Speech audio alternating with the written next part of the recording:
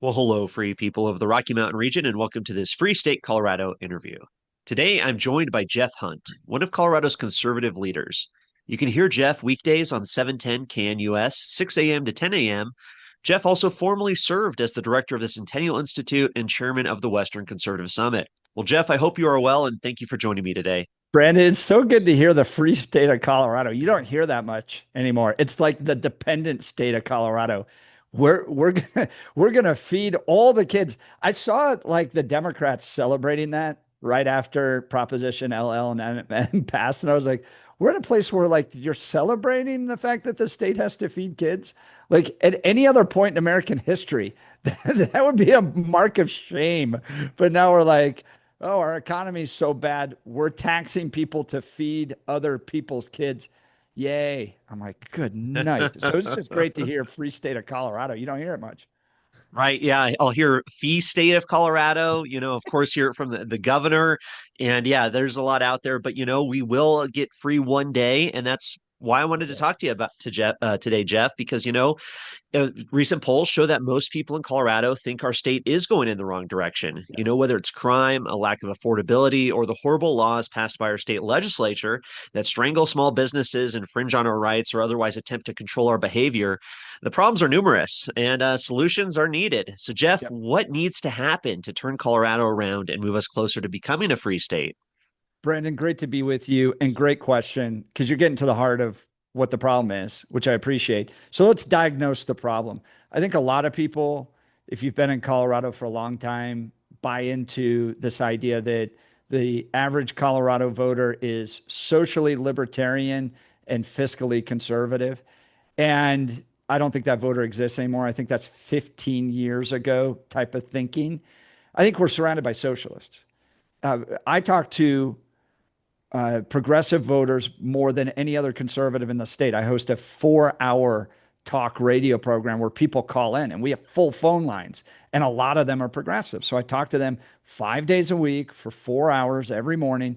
And then I go down to their rallies and I interview them, and they're socialists. And what I mean by that is they want to centralize the means of production. They want to have the state control, tax control, and provide the services for people. And so they don't have any problem with that. And it's a moral argument in their mind. And you saw that on Proposition LL and MM. They think they're being really compassionate. Now, we as conservatives and libertarians recognize they're being compassionate with other people's money, but they think that they're serving this great moral good, that they're stepping in. They have built a state that is going to provide free preschool and kindergarten. And then they're going to provide free education until you graduate the 12th grade. And then they're going to provide free SNAP benefits. And they're going to provide free lunches and free housing and free healthcare. Now, we all know it's not free, right? But in their mind, somebody else is paying for it. I'm not necessarily paying for it. So it's free. And it becomes this big moral argument that you have with people. If you go back and read von Mises and Socialism, which was written, I think, around 1922, so 100 years ago, he makes the argument that socialism has no empirical evidence that it works. Like if you sit down and you actually like balance it out in a in a ledger, it doesn't make any sense. Um, Scientifically, socialism doesn't make any sense. All you're stuck with, and again, this was written 100 years ago by an Austrian economist, is moralistic arguments. And that's exactly what you get from progressives. So you're surrounded by socialists. So understand that they're not socially libertarian. They're not libertarian lights. Jared Polis is not a libertarian governor. They're all running towards socialism. And you see it in the way the Democrat political officials are reacting. Right now, the only thing they're scared of is a challenge from a socialist, right? If you look at Brittany Pedersen, Michael Bennett, Phil Weiser, that whole thing, John Hickenlooper, the only thing they're worried about is somebody more socialist challenging them in a primary. They don't care about moderates, independents, conservatives, because the voting base of Colorado is made up of socialists. Another great example. Um, let's talk numbers with regards to political rallies. Okay. Barack Obama, 2008, Mile High Stadium, 75,000 people. I think close to 80,000 people were there. Big turnout. right? Huge. Mitt Romney on his best day at his biggest rally at Red Rocks was 9,000. Okay. Bernie Sanders and AOC this last April went down to the rally. I was down there. 30,000 people showed up. And what you often get is this kind of idea like, oh, there's all paid protesters. No, no, no, no, no. I was there. These are true believers. 30,000 of them showed up. So the second biggest rally next to Barack Obama's coronation among the Greek columns at Mile High Stadium was Bernie Sanders' rally. And if you look at Magellan's poll, Magellan Strategies poll put out by Dave Flaherty, the top most appealing politician right now is Alexandria Ocasio-Cortez. You are surrounded by socialists. So recognize that. Secondly, ask the question, how did they become socialists? It's very clear that what you're facing is deep-seated indoctrination from government-run education. That's it. They spent 12 years, government-run public education, hearing that there's oppressors and oppressed, that it's right to tax those that have too much. I mean, we shouldn't even have billionaires, Mom Donnie says, right? So we're going to tax them, and then we're going to, out of compassion, build a government system that redistributes the wealth so that those without lunch, for instance, now get it because we tax the billionaires. That is so deeply ingrained in them. And I actually think the government run education systems producing exactly what they want at this point, right? Kids that can't pass a standardized test, they're not meeting their grade level requirements, but they can tell you Donald Trump's a Nazi. They can tell you that there's oppressor and oppressed. They can tell you that Israel is this great oppressive force in the Middle East. So they've all become little leftist activists. And when we as conservatives or libertarians try to come up against that, when we try to make a rational argument, or we think if I just knock more doors, or if I just send out another mailer, and realize why we can't win, it's because you're coming up against a well-funded system that educates 90% of the kids in Colorado schools to embrace socialistic thinking. That's it. And you're surrounded by them. So until all that changes, we're going to continue to walk more and more towards socialism. The one check you have, yes, Tabor, but that our governments also have to balance their budgets. And so, as Margaret Thatcher said, eventually you just run out of other people's money. And you see that in Denver and Colorado. They have to make cuts. And they're prioritizing things like school lunches and wolves. Meanwhile, 170 Denver employees lost their jobs. So that's the situation we're in. It's an educational battle at the end of the day, in my opinion.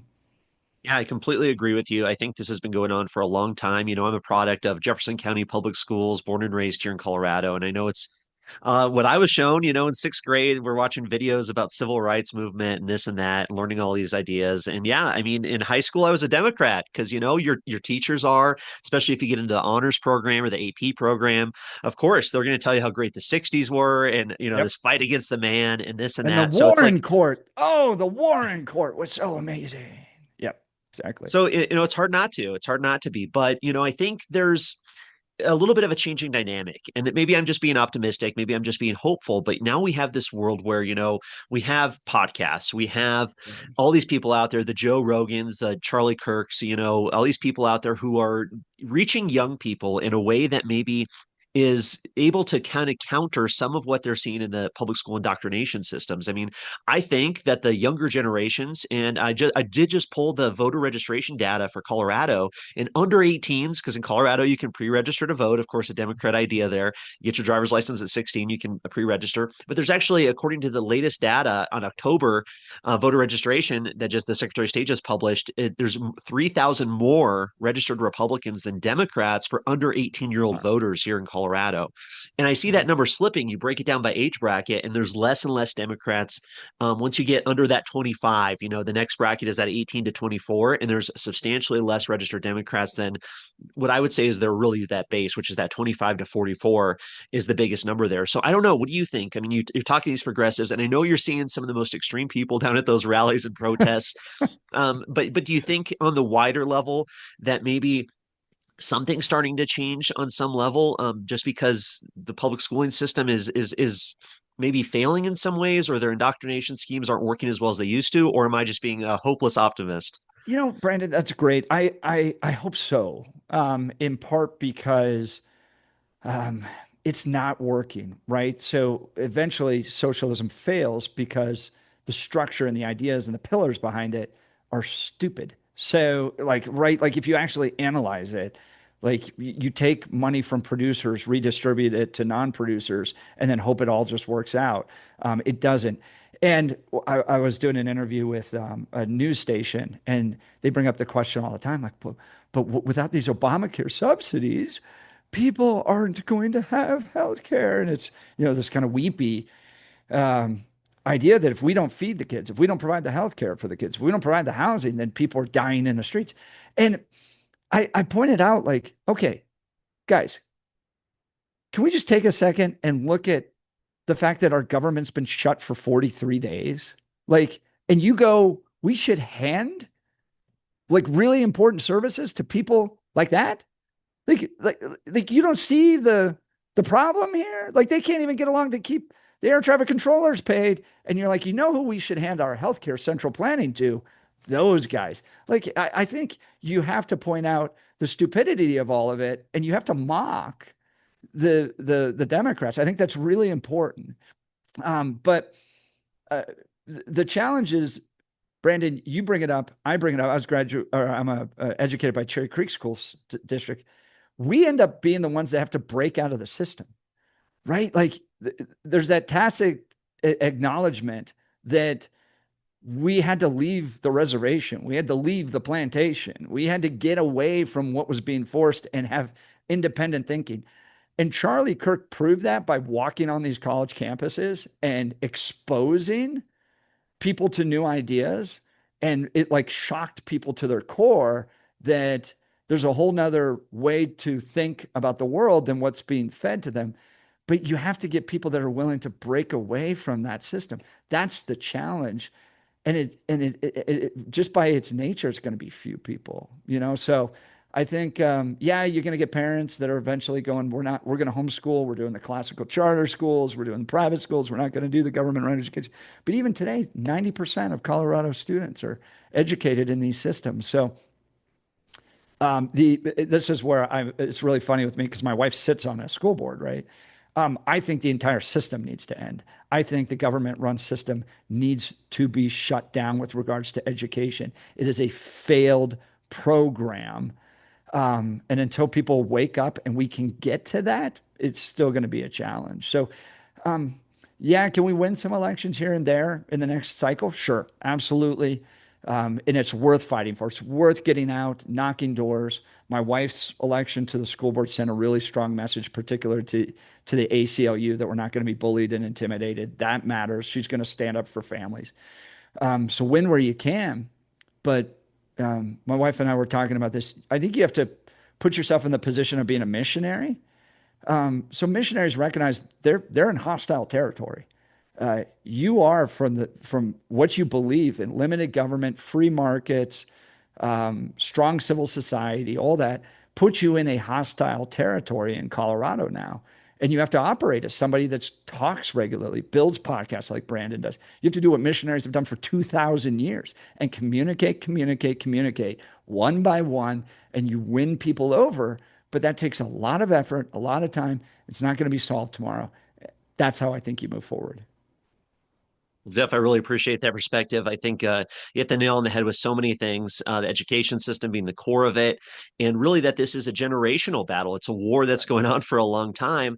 And, I appreciate that idea that it's really about the culture, right? It's not so much about politics. We know politics is downstream of culture. Politics is a reaction to what's happening in the culture oftentimes. So really trying to transform that culture and in some ways return a generation to more traditional kind of values, whether that's the constitutional values of limited government or maybe even the idea of the family. We've seen the attacks, and I know this is a big issue that you talk about, but the attacks on the family and the breakup of the family unit has been, I think, one of the biggest tools of the lefts, or what I would call the authoritarians, to try and really dominate our lives. Because if Right. you don't have a community, if you don't have a social safety network of families that, okay, we're going to help each other out when times are tough, when we can't lose our job, we don't have to rely on the government, or we can't make ends meet. night. Hey, we can go to our church. We have a community of people. That's And I see correct. so much of the policies and so much of what's happened in our culture kind of degrading that.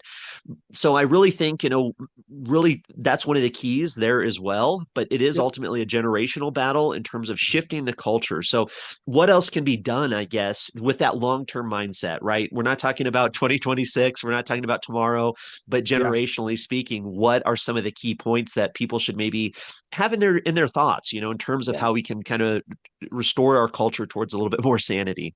Well, challenge, Brandon, great questions. And you're thinking so well about all this. Think about the term liberal, for instance, right? Liberal was rooted in the term liberty. And I'm hard pressed to find anywhere in their movement right now where there's any liberty.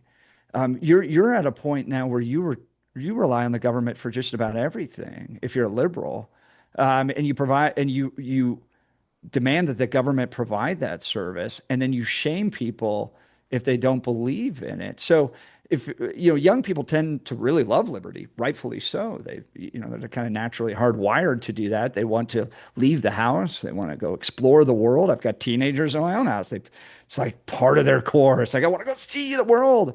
So I think if you tap into that, whether you're a libertarian or a conservative, that natural desire for liberty, and how the modern progressive leftist movement is the exact opposite of that. Look at Berkeley just this last week, right? Berkeley was this epicenter of the free speech movement on college campuses. This notion of like, I get to explore and seek things out, and academic freedom and all that stuff was Berkeley in the 1960s. And you saw the signs, free speech. They now believe that hate speech should be shut down, and the community tries to intimidate. Turning Point, Rob Schneider was trying to speak there, and it erupted into riots. So progressives are the antithesis right now of liberty. And I think that's got to be exposed to young people. Also, as you mentioned, the importance and the structure of the family. This was God's design for humanity. You get a mom and a dad, male and female, in a committed monogamous relationship, pouring those attributes into kids. We can never build something where you could get somebody that would be willing to spend their entire lives working, build a fortune, spend it all on their offspring, be willing to literally die, walk in front of a train if it was necessary to save their offspring. No government program's ever going to be able to build that. And so without strong families, all you're trying to do is replicate that type of institution, but now you're using the government. So the government's going to educate your kids. The government's going to provide for your kids. The government's going to feed your kids. The government's going to house your kids. Okay, so all we've done is taken what was God ordained and then asked the government to step in. So we weakened it through the sexual revolution. And then we're trying to rebuild it now with a centralized state. And it's just a total failure. I had a guy on my show yesterday. We have a highest homeless population ever in American history. It's just gotten worse. We've spent fortunes, I mean, trillions of dollars trying to solve homelessness. It's only worse today than it's ever been before. So I think you just point out to young people that the systems that have been set up are not working. And I think they get it. And that's appealing to people. And we continue to talk about that. Right. Yeah. It's obvious to so many young people that they're not going to be able to maybe afford a home until they're 40 Correct. or now 60, they're saying, or that they can't make ends meet or they don't see this bright future for themselves. But ultimately, I think people want wealth, right? They want to have Yes. that highfalutin lifestyle of being on the yacht and There's traveling all over the nothing wrong world. with And, that. and no, Nothing wrong with that. but the recognition that what's going to provide that to you, it's going to be capitalism, it's going to be free markets, it's going to be entrepreneurialism, it's going to be passing policies that allow high paying employers to come into your community and operate without too much government restriction, government regulation. And I think that's one of the key things because the motivation for so many young people is to be that wealthy individual, to be that Elon Musk or whoever, and have this great lifestyle. And I think that's one of the key things that the socialists are trying to tell the kids that that's what they're going to provide, but we know Correct. it's not going to work. We know it's totally false, right? That's this false sense of security that hey, you'll have healthcare, you'll have food, you'll have a house, but yeah, you're going to be living in a Soviet, hovel type of situation, right? You're going to be living in a little hut, eating eating the bare minimum to survive because all they can guarantee is equal poverty, not equal Yes. opportunity. So I think that's one of the keys there that hopefully more young people will see, and just this idea of like, hey, you can live a better life. But I think this is a key point in terms of the pro liberty individuals, the people who believe in capitalism and liberty. We have to kind of almost paint that picture for people, right? Correct. Because there's so much dystopian worldview in our culture these days. People see collapse, they expect the worst. But what's the alternative? We got to paint that Mhm. picture of like, here's what's possible with free markets, with capitalism. Here's what's possible if we actually have private ownership of wealth. Here's the life you can have, the life your family can have, and we can live this more advanced lifestyle. But ultimately, it's going to rely on these fundamental principles. And I think, that's something I think that the right, or for lack of a better word, kind of needs to almost do is present a better worldview in terms of like, here's what's possible. Because the left has that utopian kind of vision of like, we're going to live like, all peace and all harmony and stuff. But Yeah. we know it's false. I don't know. What do you think? Yeah, you're exactly right. So these kids have never heard the benefits of capitalism or of capitalistic democracy, for instance. The idea that in a free market system, all the forces that are working around somebody exchanging a dollar for a product or a service, and all the forces that determine what that price is, it's actually beautiful. It's amazing. It's more democratic, and they've never actually heard that. They've never been taught it in their 12 years of government-run education. So you're speaking a foreign language to them. But Brandon, you're exactly right. Peter Thiel picks up on this in a piece in the Free Press that the appeal of socialism is because in some ways capitalism isn't working for people, right? So they think, well, we're a free market system, but I can't afford a house. I can't move up in my wages. Things have all stagnated. So they go, well, it must be the free market system. That's the problem.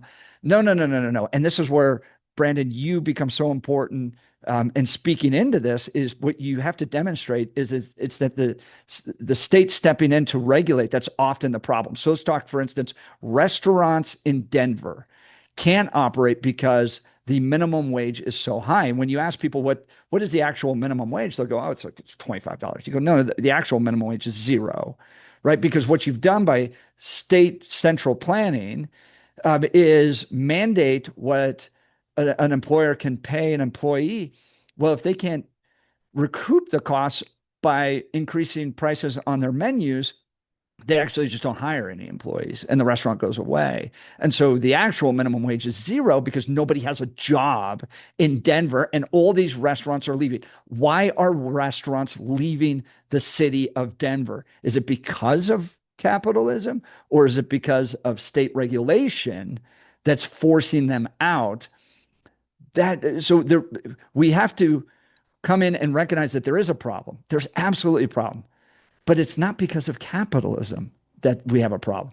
It's because oftentimes of that state engagement that is driving that problem. Yeah, I completely agree. And that's key, I think, really presenting that argument, presenting the evidence ultimately to a Yes, generation of young people. And I think there's the potential there, right? Through podcasts, through online videos, correct. YouTube videos, TikTok, whatever social media platform, to really show that and demonstrate that to people. So it does give me a lot of hope because it's reality.